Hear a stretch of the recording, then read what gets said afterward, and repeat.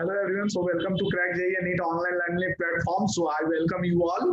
So आज हम काफी एक इम्पोर्टेंट पार्ट डिस्कस करने वाले हैं केमिस्ट्री का। जैसे कि हमने प्रीवियस वीडियो में हमने ऑर्गेनिक केमिस्ट्री डिस्कस करा था, तो इस वीडियो में हम अभी फिजिकल केमिस्ट्री को लेके आए हैं, जो कि थोड़ा सा टफ पार्ट माना जाता है केमिस्ट्री के अंदर, क्योंकि इसके अंदर हमारे पास मैथमेटिक्स वाला पार्ट ज्यादा होता है। इसके अंदर हम कैलकुलेशन करते हैं, तो उसके जरिए हम कुछ बहुत ही सिलेक्टिव क्वेश्चन, जिसके ऊपर मैंने 3 से 4 दिन के तक अपना रिसर्च करा था, तो उस पार्ट्स को हम डिस्कस करेंगे। बेसिकली ये इंपॉर्टेंट रखता है कि आप उन टॉपिक्स को जरूर देख के जाएं, जिससे कि आप 80% फिजिकल केमिस्ट्री के क्वेश्चन को वहां पे पेपर के अंदर टैकल कर रहे होंगे। ये काफी अच्छे से फ्रेम करेगा ये क्वेश्चन है, ये आपको बेसिकली बहुत हेल्प करेंगे आपके पेपर के लिए। सो अगर आपके फ्रेंड्स है तो आप उनके साथ जरूर शेयर कीजिए। 24 फरवरी को एक वीडियो आएगी जस्ट आपके जेई मेंस के कुछ दिन के बाद, उसमें हम जेई एडवांस से रिलेटेड बहुत ही अच्छी स्ट्रेटजी डिस्कस करेंगे कि आखिर वहां पे एक्सपीरियंस बेसिकली बताया जाएगा कि जेई एडवांस में आखिर होता क्या है, कैसे आप केमिस्ट्री को काफी अच्छे तरीके से टैकल कर सकते हैं, कैसे आप जेई एडवांस को कॉन्कर कर सकते हैं, कैसे आप उसमें मचा सकते हैं जाके वहां पे। तो बेसिकली उसे हम वहां पे देखेंगे। लेकिन जैसा कि आज हमारे पास फिजिकल केमिस्ट्री हमारा टॉपिक है, आपको सबसे पहले बता दूं हमारा ऐप लॉन्च हो चुका है, उसकी लिंक और हमारे वेबसाइट की लिंक दोनों डिस्क्रिप्शन बॉक्स में दी हुई है। आप वहां पे जाएं, रजिस्टर करें जेई 2021 या नीट 2021 के लिए। जेई 2022 वाले भी रजिस्टर कर सकते हैं और नीट 22 वाले भी कर सकते हैं। बेसिकली अगर इसके बारे में मैं एक अलग से वीडियो में डिस्कस करूंगा, वेबसाइट और ऐप के बारे में कुछ बेहतरीन बातें। तो चलिए आज हम अभी फिजिकल केमिस्ट्री को शुरू करते हैं। तो अगर हम जैसे देखते हैं, उस केस में हम क्या करते हैं कि फिजिकल केमिस्ट्री को अभी हमको करना है। बहुत ही शानदार टॉपिक्स इनके अंदर रहते हैं, अगर आप इंटरेस्ट के साथ करो तो काफी मजा आने वाला है। सबसे पहला क्वेश्चन हमारे पास आया कि बता दीजिए, हमने लिया है इथेन, इसकी करा दी हमने कंबशन। हमारे पास था 30 ग्राम इथेन, इसकी करा दी हमने कंबशन। तो सबसे पहले तो आप कंबशन की रिएक्शन लिख लीजिए। कंबशन की रिएक्शन ये होती है, जो वर्ल्ड फेमस रिएक्शन है। इसके ऊपर एक क्वेश्चन मिलेगा ही मिलेगा, वो डेटा कुछ भी दे, कंपाउंड कुछ भी दे, बट वो क्वेश्चन वो आपको पुटअप करेंगे वहां पे।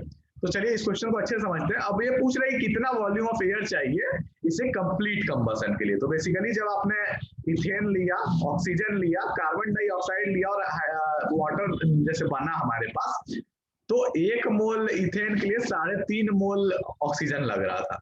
तो volume of oxygen at 1 atm 0 degree, तो 3.5 इंटू 22.4, ये तो हमारा हो गया ऑक्सीजन का बात। But the air contains 20% of O2। आप अगर इतने से आंसर निकालिएगा तो आपका आंसर आ जाएगा रॉन्ग। जो करवाना चाहता है इस क्वेश्चन में, इस क्वेश्चन को काफी बेहतरीन तरीके से फॉर्म किया गया है। आप अभी समझिएगा कि कैसे मैं ये बातें क्यों बोल रहा हूँ।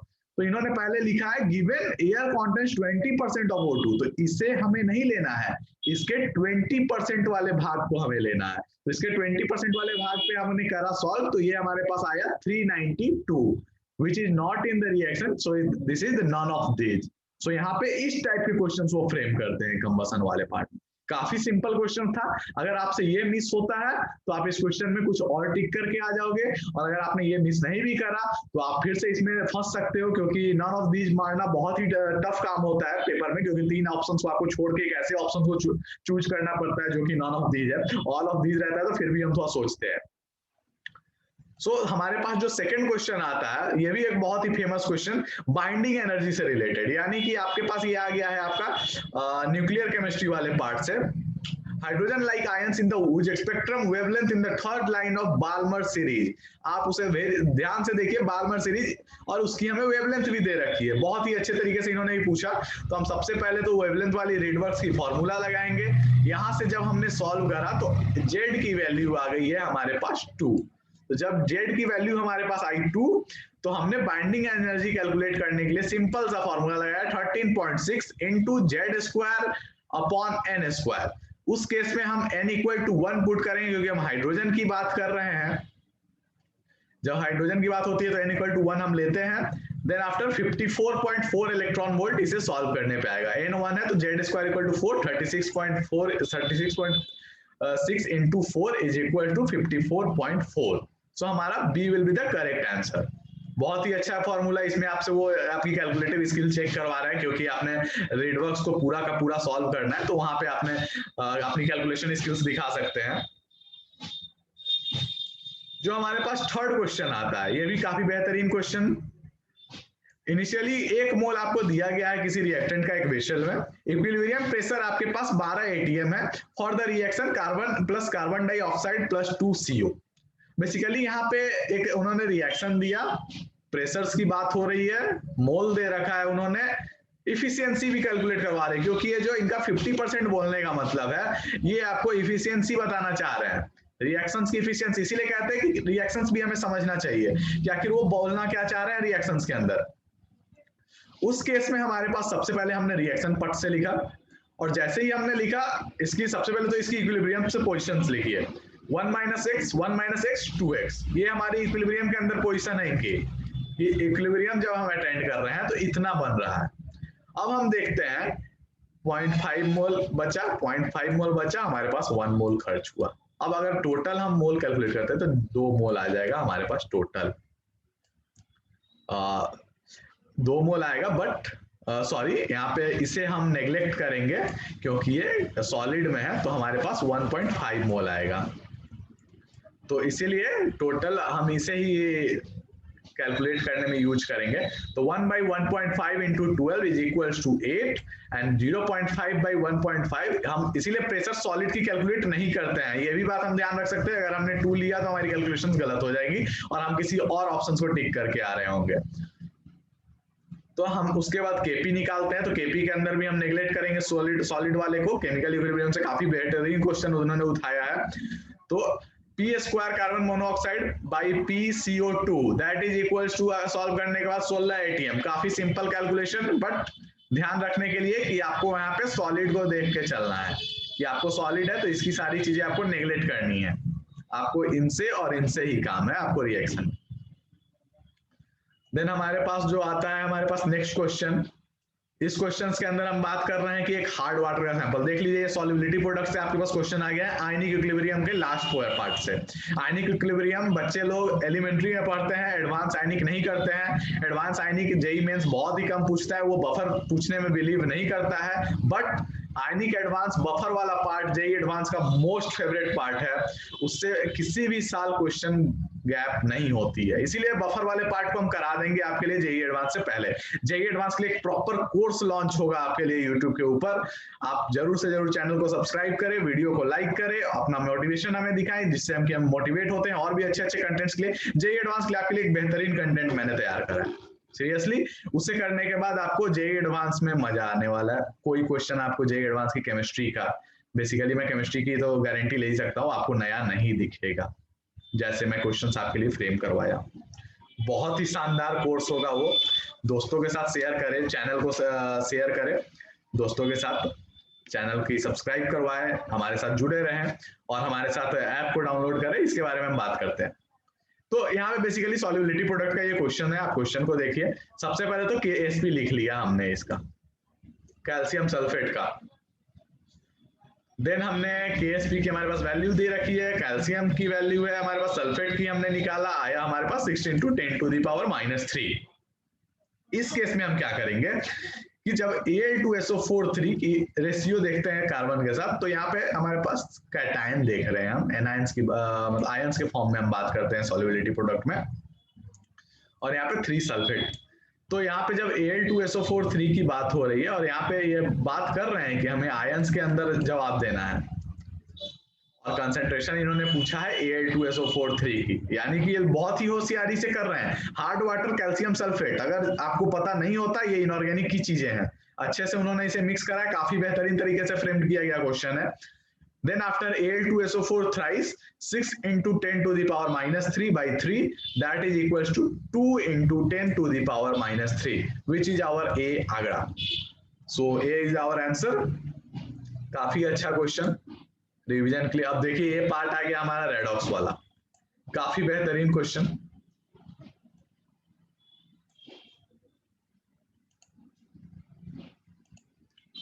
देन इस क्वेश्चन में ये बेसिकली क्या कहना चाह रहे हैं, इस क्वेश्चन में वो कह रहे हैं कि आपके पास कोई वैल्यू आपको निकालनी है x + b। क्या है x + b, तो हम देखते हैं क्या है x + b, किसकी बातें हो रही है। x MnO4- y C2O4 2- a MnO2 b CO2। Okay हमने लिखा रिएक्शन, सबकी उसके नीचे सारे मेटल्स की ऑक्सीडेशन स्टेट लिख ली, क्योंकि रेडॉक्स की क्वेश्चंस को सॉल्व करिए। This is the best method to solve any kind of redox reaction questions. ये मैं आपको बता दूं, इसकी एक रेडॉक्स की मैं वीडियो लेके आ जाऊंगा, जिसके अंदर हम रेडॉक्स की दोनों टाइप में बात करेंगे, एसिडिक के अंदर भी बात करेंगे और बेसिक के अंदर भी बात करेंगे। दोनों टाइप में हम कैसे इजीएस्ट वे में हम सॉल्व करते हैं क्वेश्चंस को। बहुत जगह रेडॉक्स को बहुत ही कॉम्प्लिकेटेड, जैसे कि यहाँ पे हमने एक लाइन के अंदर सॉल्व करा है, आप भी एक लाइन के अंदर सॉल्व कर सकते हैं इस क्वेश्चन को, कोई दिक्कत वाली बात नहीं है। आप बस समझिए, केमिस्ट्री एक ऐसी सब्जेक्ट है जो आपकी टाइम बचाती है, जो आपको मार्क्स दिलाती है और आपके सिलेक्शन में आपके कट ऑफ को क्लियर करवाती है। Chemistry is the most easiest subject in the JEE syllabus. आपको इसे करना आना चाहिए, काफी अच्छा है। एक बार अगर आप इसके साथ अच्छे से करने लगेंगे प्रैक्टिस, आपको काफी मजा आएगा। देन हम यहाँ पे अगर देखते हैं तो सबकी हमने ऑक्सीडेशन स्टेट लिख ली। अब डिफरेंस देख लीजिए, यहाँ पे कार्बन और यहाँ पे कार्बन के अंदर डिफरेंस +2 का है, तो आप बोलिएगा यहाँ तो 3 और यहाँ 4 है, तो सर हमारे पास 2 मॉलिक्यूल्स हैं, तो 1 into 2 करेंगे हम। यहाँ पे +7 है, यहाँ +4 है, तो -3 का डिफरेंस है। अब ये आप इंटरचेंज कर दो, ये +2 आप इसके लिए लाए हैं, -3 इसके लिए लाए हैं।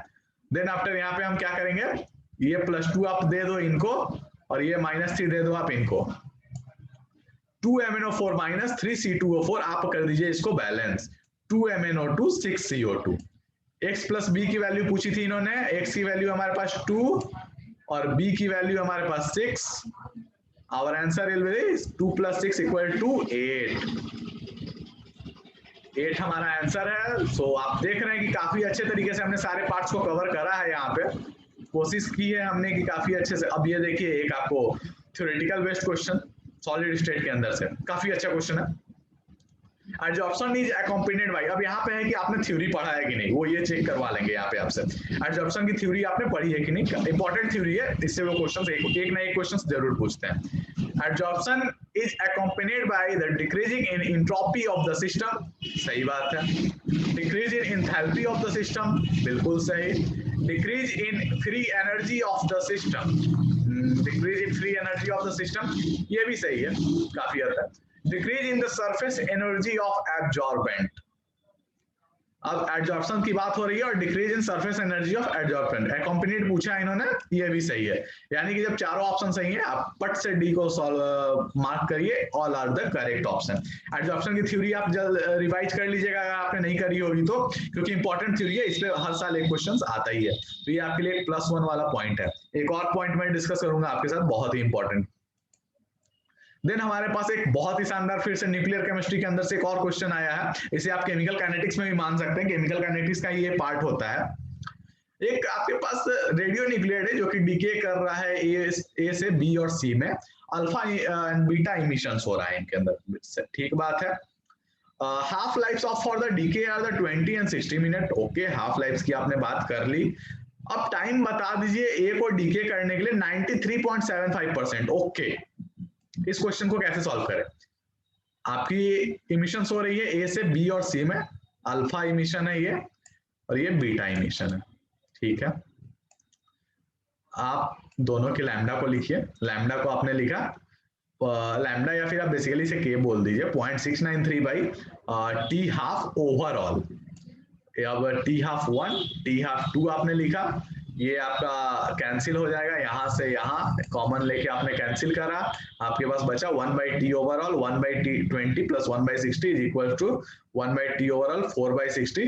दैट मीन्स यहाँ पे आपके पास t ओवरऑल आ गया है 15 मिनट। अब आप 15 मिनट आते ही पट से इसे मार्क मत कीजिए, ये गलत ऑप्शन है साहब। उन्होंने आपसे 93.75 के लिए पूछा है, आपने कैलकुलेट क्या किया है टी हाफ, क्योंकि हमारे पास टी हाफ के लिए इजीली होता है, नहीं तो फिर से हमें यहाँ डिराइव करना होता, और हम पेपर में अपने डिराइवेशन स्किल्स को शो करने नहीं गए हैं, हम वहां पे प्रूफ करने नहीं गए हैं। तो आपने निकाला भी 50 का, आपको 15 मिनट आया, आधे से ज्यादा बच्चे इसे मार्क करेंगे, लेकिन ये होता है बिल्कुल गलत। अब आप देखिए 100 से आप पहुंचे 50 टी हाफ, एक स्टेप टी हाफ से फिर से टी हाफ 25 ऐड किया आपने, सेकेंड स्टेप फिर से इसका हाफ 12.5 ऐड किया आपने, तीसरा पार्ट फिर से यहाँ पे 6.25, दैट मीन्स अब आप पहुंचे हैं 93.75 के अंदर। मतलब आपने 4 पार्ट्स करा तो 15.4 दैट इज इक्वल्स टू 60। तो आप आंसर मार्क करके आएंगे 60। D is option. ऑप्शन की फ्रेमिंग देखिए, सबसे पहले उसने 15 रख के सेट कर रखा था मामला कि जैसे आप सेट करो वो पट से आप 15 मारो और आपको मिल जाए -1। वो नहीं मिलेगा, यहाँ पे आप 60 मार के आओ। इसे वो आपके लिए इंटीजर्स वाले पार्ट में ही पूछ सकते हैं, इंटीजर्स फिल करवा लेंगे 60, आप 15 करके आ जाओगे, आपको लगेगा कि आपने सही करा है क्योंकि आपने तो प्रॉपर आंसर निकाला है। देन हमारे पास जो नेक्स्ट क्वेश्चन आता है आइडियली गैस, मतलब कि आपको यहाँ पे उन्होंने थर्मोडायनेमिक्स में बुलाया। अभी तक थर्मोडायनेमिक्स का क्वेश्चन नहीं आया था, तो आप भी सोच रहे होंगे कि इतना इंपॉर्टेंट क्वेश्चन लेकिन नहीं आ रहा है थर्मोडायनेमिक्स का। ये देखिए काफी बेहतरीन क्वेश्चन, थर्मोडायनेमिक्स से आपकी काफी पार्ट्स को ये रिवाइज करा देगा। तो बेसिकली हम इंथैल्पी वाले पार्ट को इससे ज्यादा रिवाइज कर रहे होंगे। एक गैस आइडियली बिहेव करता है और एक्सपैंड कर रहा है रिवर्सिबली। मार्क करते जाइए, कभी भी थर्मोडायनेमिक्स के क्वेश्चंस को सॉल्व कीजिए, मार्क करते जाइए। एक्सपैंड रिवर्सिबली एंड एडियाबेटिकली, बहुत ही important point. 8 times of the initial volume, second most important point, मतलब V से 8 भी हो गया है, ठीक है। इनिशियल टेम्परेचर आपको दिया हुआ है 27, आपको बोला है मोलर इंथैल्पी चेंज निकालने के लिए। मोलर इंथैल्पी चेंज निकालने के लिए हम जानते हैं हमको T फाइनल भी पता होना चाहिए। आपको CV दे रखा है उन्होंने, इसलिए उन्होंने बताया नहीं कि मोनो एटॉमिक है या डाई एटॉमिक है। जब उन्हें CV देना है तो वो नहीं बताएंगे आपको, नहीं तो वो पहले लिख देते अब मोनो एटॉमिक गैस और डाई एटॉमिक गैस, तो वहां पे वो CV देना उनके लिए जरूरी नहीं होता, बट उन्होंने CV दिया तो कोई बात नहीं, हमारे पास 3/2 आ रहा है, हम उसे यूज करेंगे। हम पहले T फाइनल निकालते हैं क्योंकि T फाइनल हमारे लिए जरूरी है मोलर इंथैल्पी चेंज, फिर हम मोलर इंथैल्पी चेंज को भी कैलकुलेट करेंगे। क्या आता है आंसर हम देखते हैं। मोलर इंथैल्पी चेंज के लिए हमारे पास फॉर्मूला है NCPM डेल्टा T। हमारे पास मोल उसका 1 है तो हम CPM डेल्टा T निकालेंगे, यानी कि CPM की मतलब मोलर इंथैल्पी। देन आफ्टर हमारे पास CV आपने दे रखा था, हमने CP 5/2 उसी के अकॉर्डिंग हमने कैलकुलेट कर लिया। देन आफ्टर TV कि गामा -1 वाले कांस्टेंट को यूज करा, तो वहां से हमने T2 निकाला है 75 केल्विन। तो जब T2 आया हमारे पास 75, हमने पुट करा डेल्टा T की 75 - 300 दैट इज इक्वल टू 4676.6। हमने राउंड ऑफ करा था लेकिन काफी दूर दूर है आंसर, तो हम मार्क करेंगे option number C, that is our right answer. So आप देख सकते हैं कि उन्होंने आपसे दो कॉन्सेप्ट यहाँ पे रिवाइज करवा लिए हैं। देन हमारे पास एक काफी अच्छा क्वेश्चन आता है फ्रैंकल डिफेक्ट। ये भी सॉलिड स्टेट के अंदर से ये क्वेश्चन आपके पास पूछा जा रहा है। थ्योरेटिकल डेंसिटी आपके पास दी हुई है AgCl की D। If the crystal has 2% Frankel defect, the actual density of the AgCl, उन्होंने आपको AgCl की डेंसिटी दी, अब बोला कि भाई 2% Frankel डिफेक्ट था, अब आप उसकी एक्चुअल बता दो। लेकिन हमें एक बात यहाँ पे काफी ध्यान रखनी होती है, यही मैं आपको इंपॉर्टेंट पॉइंट बताना चाह रहा था कि जब भी Frankel डिफेक्ट होता है तो वो डेंसिटी के ऊपर कोई चेंज नहीं करता है। यानी कि अगर आपके पास किसी एलिमेंट में Frankel डिफेक्ट है तो वो आपके डेंसिटी को चेंज नहीं कर रहा होगा, डेंसिटी पे कोई इफेक्ट नहीं पड़ रहा होगा। इस बात को आप काफी इंपॉर्टेंट बात है, इसे आप ध्यान रख लीजिए। अब यहाँ पे आप सॉल्व करने लगिए तो यहाँ पे बेसिकली आप D ऑप्शन को पुट अप कर दीजिए। अब ये नहीं कि 2% है तो आप निकालने लगे और कैलकुलेट करने लगे और गलत ऑप्शन टिक करके आए। इसके लिए हमें थ्योरेटिकल पोर्शन की जानकारी होना स्वाभाविक है। सॉलिड स्टेट काफी थ्योरेटिकल क्वेश्चन वहां से पुट अप किए जाते हैं। ये आपको लगेगा न्यूमेरिकल है बट उन्होंने थ्योरेटिकल क्वेश्चन ही आपके ऊपर पुट अप किया है। देन हमारे पास जो नेक्स्ट क्वेश्चन आता है ये वेंट ऑफ फैक्टर। अभी तक लिक्विड सॉल्यूशन का एक भी क्वेश्चन नहीं आया था डाइल्यूट सॉल्यूशन का। चलिए वेंट ऑफ फैक्टर उसका सबसे इंपॉर्टेंट पॉइंट है, इसीलिए हमने वहीं से क्वेश्चन पुट अप किया है। K4 FeCN6 की अल्फा दी हुई है आपको 0.7 और उन्होंने पूछ लिया वेंट ऑफ फैक्टर। काफी छोटा क्वेश्चन, कोई हिंट नहीं लगेगा अगर आपको सीधी सी इनके फॉर्मूला पता नहीं है वेंट ऑफ फैक्टर की। I इक्वल्स टू 1 + n-1 की अल्फा।